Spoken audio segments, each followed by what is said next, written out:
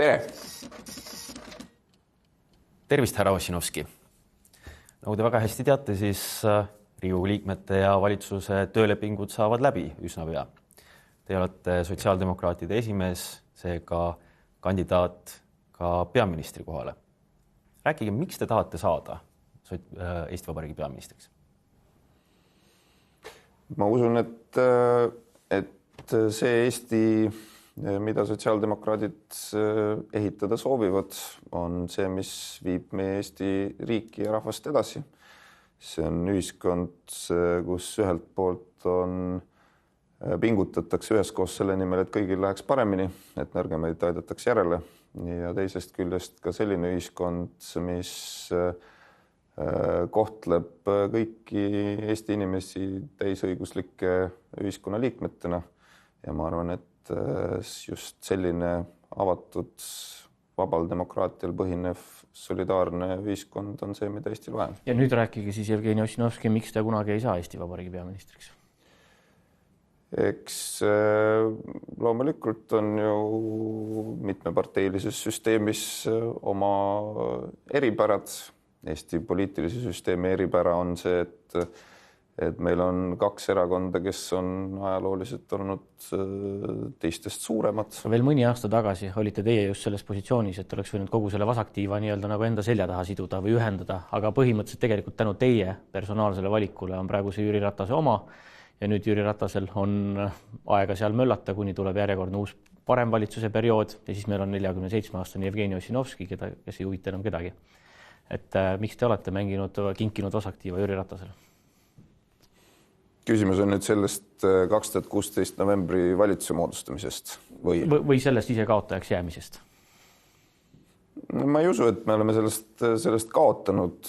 Küsimus on selles, et kui me vaatame seda Eesti poliitikat aastast 2015, tihti võrreldakse seda, et umbes, et sotsiaaldemokraatil oli reiting seal 2013 ja 2014 aastatel oli 25%, et siis me olime opositsioonis olukorras, kus peaminister oli väsinud Andrus Ansip ja teisel pool oli esimees Edgar Savisaar, nii et selles olukorras oli tõepoolest, me lihtsalt olime kogu nii-öelda opositsiooni kandev jõud.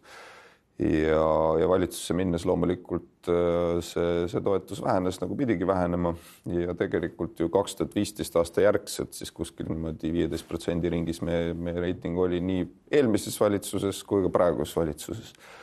Et viimasel aastal on toimunud siin erinevaid liikumisi üles-alla, aga tegelikult ma arvan, et kõige suurem poliitilise nagu väljamuutuse mõttes on tegelikult see muutus, millega veel ei ole erakonna maastik ja ühiskond tervikuna toime tulnud, ma arvan, on see paremäärmusluse tõus aastast 2015.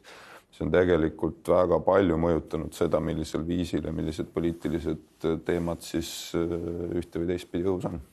Lugupeetud kandidaat, väga ilusti räägite, aga teie ümbert on kadunud kõik teie varasemad tulised toetajad.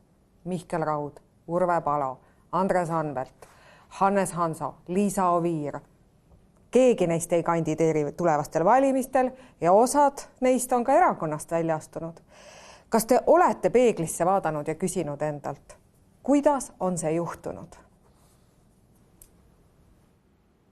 Ma ei tea, kas selleks peab peeglisse vaatama, et teha lihtne järeldus, et poliitikas inimesed nagu igal muul alal väsivad ära ja ühel hetkel otsustavad, et tahavad teha midagi muud.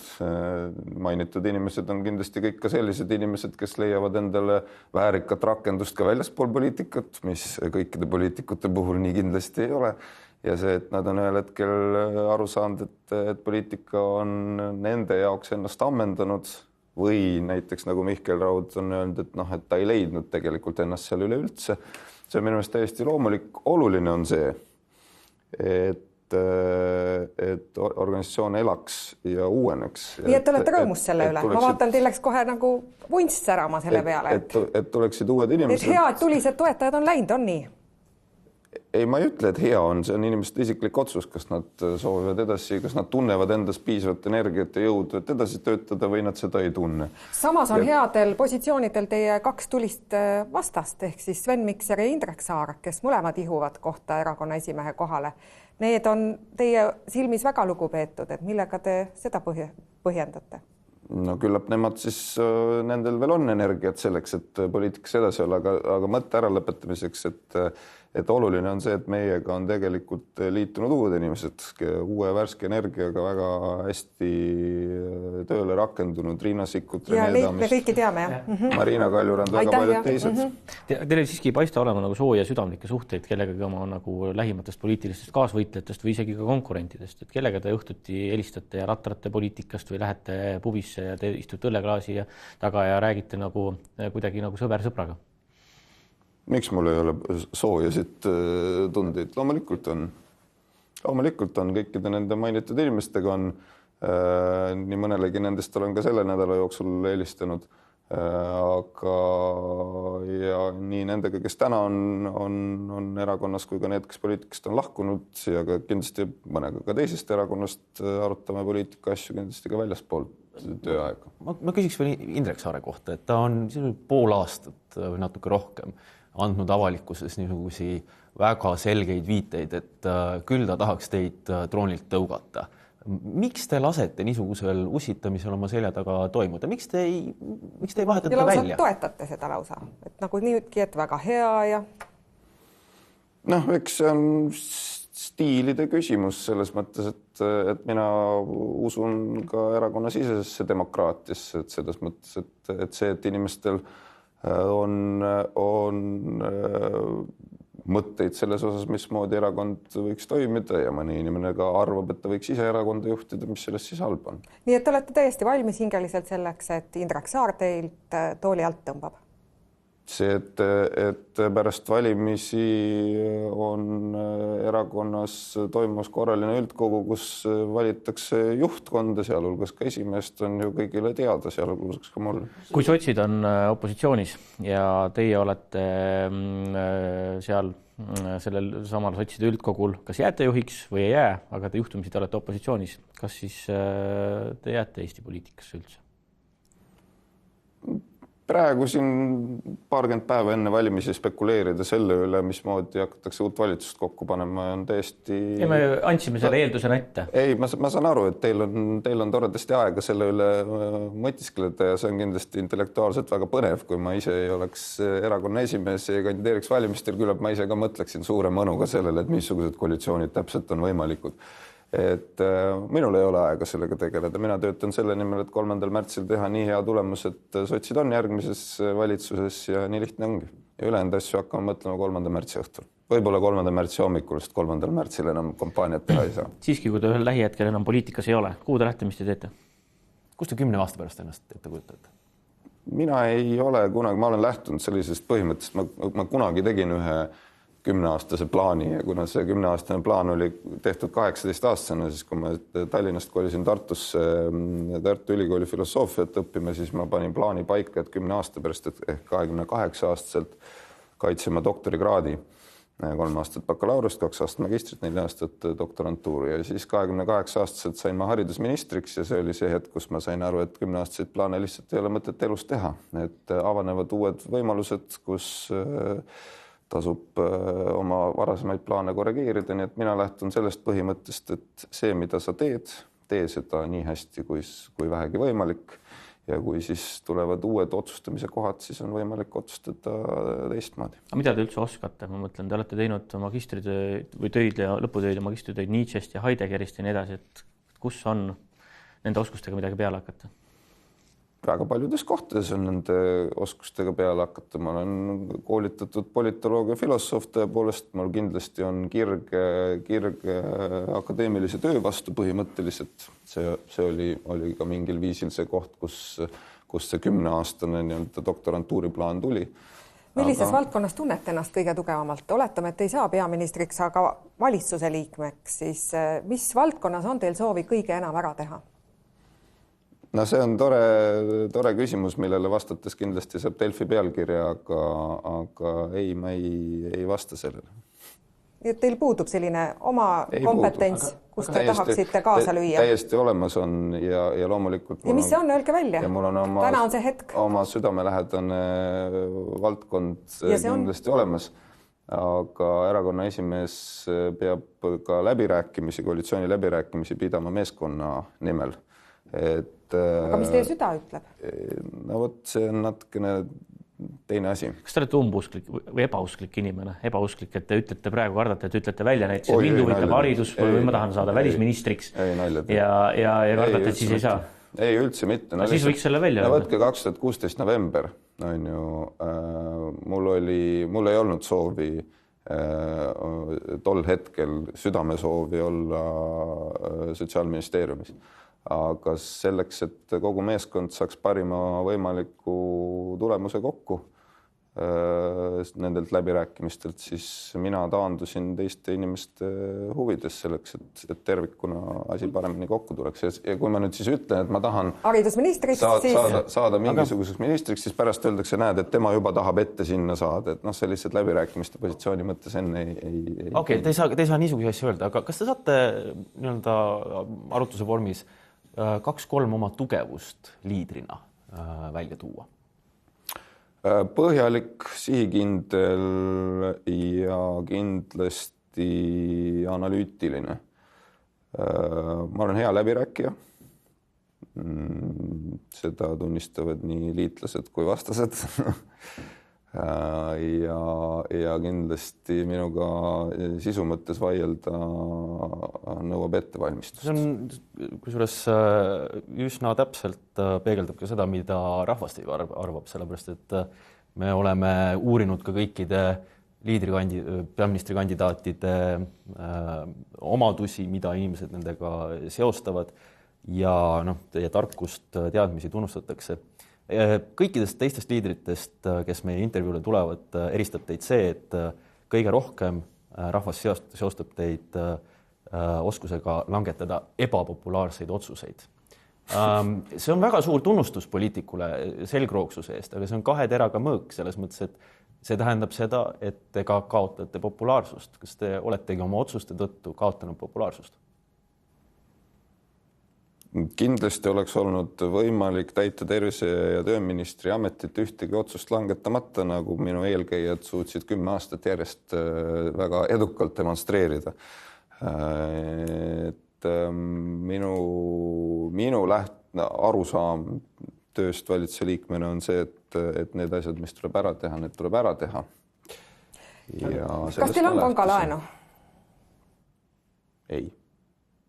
Kuidas te soetasite oma korteri vanalinnas siis sel juhul? Kõigil meil on pangalaen. Selle kinkis minule minu ema.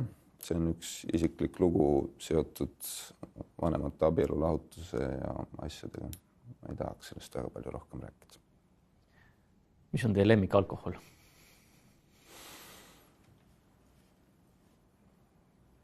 Õlu, ma arvan. Millistes mahtudes ja kui tihti teile meeldib seda tarbida? Mõõdukates mahtudes. Kindlasti ei ole ma täiskarsklane. Kui tihti? Paar korda nädalas. Tore. Kuidas te kohanete sellega, et Stenbocki majas ei ole suitsuruumi? Kui te saate peaministriks? Me ei saa küsimusest aru. Pole mingit probleemi. Suitsuruum ei peakski hoonetes olema. Aga te suitsetate? See on üks igavene võitlus. Kuidas praegu lood on? Praegu on lood niimoodi, et 3. märtsil on järgmine hetk mahajätmiseks. Kas džäss või rock'n'roll? Rock'n'roll. Millal te viimati ühel heal peol käisite? Ühel heal peol, võt see on hea küsimus. Kas oli nii õlut kui rock'n'rolli? Ma ei mäleta. Nii hea pidu oli? Ei, see oli lihtsalt ammu.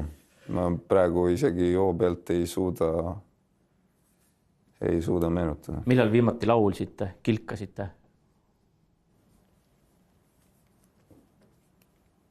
Millisel viisil laulsin? Ise endale või? Ükskõik. Ise laulsin autos, ma arvan, see oli umbes, millal see võis olla, 2-3 nädalat tagasi. Ja see laul oli? Ta oli selline Äkki saate meile ümiseda? Ei, mis ma ikka ümisen, seda mõned inimesed võib-olla teavad seda laulu. Ma aeg-ajalt on üksinda autoga sõites, panen peale sellise muusikalise ansambli nagu Kino ja siis selle ühte laulu. Teil on 2 väikest last, kes mõlemad on sündinud, kui te olete olnud tipp-poliitikas. Mis on olnud teie jaoks väikeste laste ja tipp-poliitikuks olemise juures kõige üllatavam ja raskem, millega te maadlete siiamaani? Ma ei tahaks siin kuidagi tipp-poliitikat niimoodi eraldi esile tuua, et üldiselt on 2 väikse lapsega perel väga keeruline. Et see ajaline maht, see kohanemine, ka peresuhte ehk siis mehe-naise vahelise suhte hoidmine selles olukorras nõuab pingutust ja tööd. Et ega selles mõttes minu töö ei ole selles mõttes erilisem kui teiste inimeste töö, kellel ei ole nii-öelda fikseeritud töötunde, kes töötavad ka õhtuti, nädalavahetust ja nii edasi. Neid inimesi on Eestis kümneid ja kümneid tuhandeid. Ja selles mõttes loomulikult, et kuuldavasti ei võta te õhtuti telefoni, aga vasta ka sõnumitele.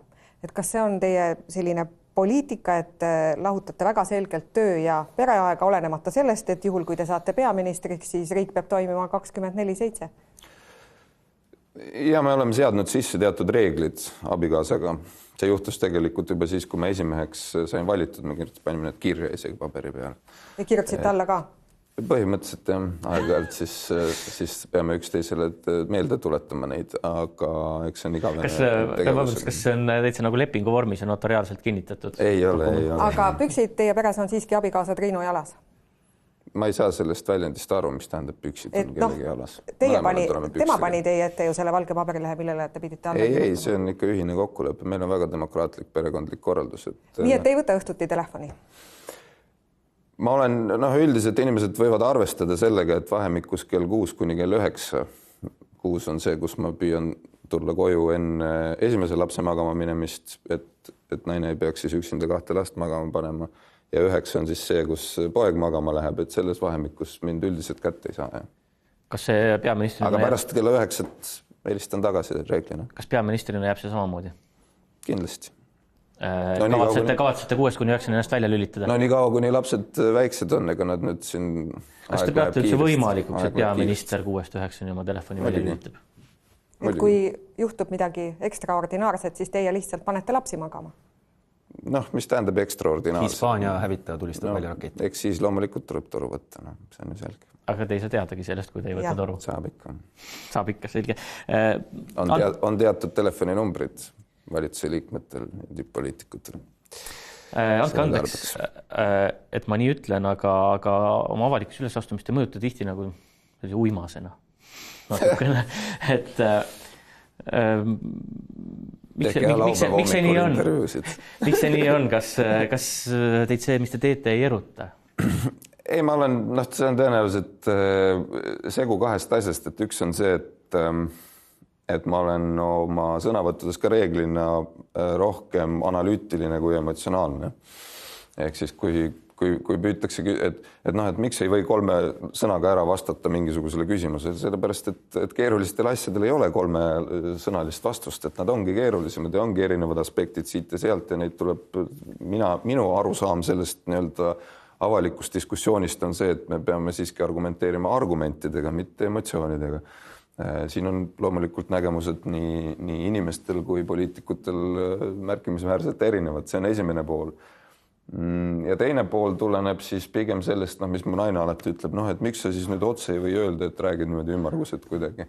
Et on teatud küsimusi, kus lihtsalt erakonna esimehe positsioon sind selleks kohustab. Et mulle ei meeldi see olukord, aga ta paraku selline on, et kui ma oleksin lihtsalt Riigikogu liige Sotsiaaldemokraatliku erakonna fraktsioonis, siis ma kindlasti palju vabamalt võiksin välja öelda ühe või teise seisukoha, sellepärast, et see, mida ma olen õppinud, on see, et erakonna esimehel isiklikku seisukohta ei ole. Lihtsalt põhimõtteliselt ei ole sellist asja, kui te küsiksite, aga öelge, mis te isiklikult arvate. Ükskõik, mis ma ütlen, siis on pealkiri ja see, et sotsiaaldemokraatide esimees ütles seda ja seda, mis tähendab, et sotsid arvavad nii ja nii. Ja sellega tuleb lihtsalt arvestada. Aga analüüsige 2 asja. Miks on niimoodi, et inimesed ei seosta Jevgeni Ossinovskiga vastutustundlikku eelarvekäitumist, oskust raha lugeda. No jumal, siin pole midagi analüüsida, see on ju kõik väga selge, et see on see üks marker, mis on seoses selle viinaralliga külge jäänud ja mis siin muude analüüsid on. Kas te nüüd tagasi takkajärga vaadates tegelikult sellele poliitikale kirjutasid alla Jüri Ratas, Isamaa. Kas te oleksite oodanud, et nad oleks natukene seda vastutuskoormat, mis teile üksinda pandi jaganud? No lõpuks, kui küsida, et kus oli nii-öelda minu PR-viga. Minu PR-viga oli see, et mina läksin riigi otsuseid selgitama inimestele selle massiivse vasturünnaku kontekstis, mis siis oli. Ja loomulikult seda oleks pidanud tegema rahandusminister. Aga kuna rahandusminister seda ei teinud, siis mulle tundus, et keegi peab ju valitsuse poolt ära selgitama, mis need asjaolud on. Loomulikult oleks võinud samamoodi võssa ära pugeda, öelda, et küsige on ju teisest tornist. Okay. Peaministril on vaja teha kiireid otsuseid. Meil on teile ette anda 5 kaarti teiste liidrite nimega. Me sooviksime, et paneksite need järjekorda, paralleelseid ja võrdseid kohti ei ole. Esimesel kohal see inimene erakond, kellega te kõige rohkem tahaksite teha järgmine valitsusperiood koostööd ja viimasel kohal see, kellega te ei soovi või kõige vähem koostööd teha. Kui niimoodi siis sellega on lihtne. Kes neil siin on? Jah. Need sellised inimesed meil on siin Eesti Vabariigis. Ei, need 3 on kõik täitsa head inimesed. Need 3 on kõik täitsa head inimesed. Eks siin nii lihtne ongi. See järjekord on. Väga vähe läks aega. Kas te olete kiire otsustaja? Ma olen kiire otsustaja. Ja ma tean neid inimesi kõiki väga hästi. Tuleme karisma juurde korraks tagasi. Et minu hinnangul karisma või nagu see mulje, mis jääb, et kui inimene ei ole karismaatiline, osalt tuleb sellest, et kui inimene väga ise ei usu sellesse juttu, mida ta räägib või peab rääkima antud hetkel, või mille eest ei ole nagu selge, kas ta võitleb selle asja eest, mis ta südames on. Et te tegelikult ei usu seda sotsiaaldemokraatlikku ideaali tööliste solidaarsusest ja kapitalistidest kui küünilistest mingitest veremehedest. Milline sotsiaaldemokraat seda rääkinud on? Kus on sotsiaaldemokraatliku ilmavaate tuum? Ei ole. Sotsiaaldemokraadid on põhjamaine poliitiline liikumine. Meie sotsiaaldemokraadid, seal Lõuna-Euroopas on ka sisuliselt kommuniste muidugi, aga meie usume turumajandust, me usume sellesse, et vaba demokraatia sealhulgas ka majanduse kontekstis viib edasi ja küsimus on lihtsalt nüüd selles, et kas me peaksime rohkem investeerima, et kõigil läheks paremini, et altpoolt nõrgemaid järele aidata või öelda siis seda, et igaüks oma õnnesepp, kui õnnestusi on ise süüdi. Ma usun sellesse päris siiralt, ma usun, et ebavõrdsus, sissetulekute ebavõrdsus maailmas globaalselt, aga ka Eestis, mis on kasvav, on tõsine oht demokraatiale. Ja ma arvan, et see ei ole demokraatlikus ühiskonnas aktsepteeritav ja selle vähendamiseks tuleb tööd teha. Mis on teie palgaootus peaministrina? See, mis on praeguse seadusega ette nähtud, on täiesti sobiv. Mitu lipsu teil on? Läbirääkimisi ei kavatse pidada. Mitu lipsu teil on ja kas te valite need hommikuti ise või küsite abikaasa nõu? Täna küsin abikaasa nõu. Hea avalik. Aga mitu muidu kokku on? Tükki 20, ma arvan. Kas te olete kunagi lahti teinud konservi räim tomatis? Ma ei söö räime. Ja ei ole vist lahti ka selle pärast. Teie erakonnakaaslane Barbi Pilvre võitleb foie gras kasutamise vastu. Kuidas te seda võitlust temal vaatate, kes te olete lapsest saadik ainult foie gras? Lapsest saati foie gras.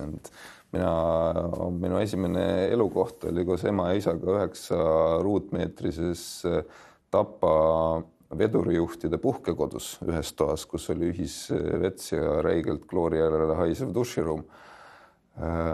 Seda lapsepõlvest.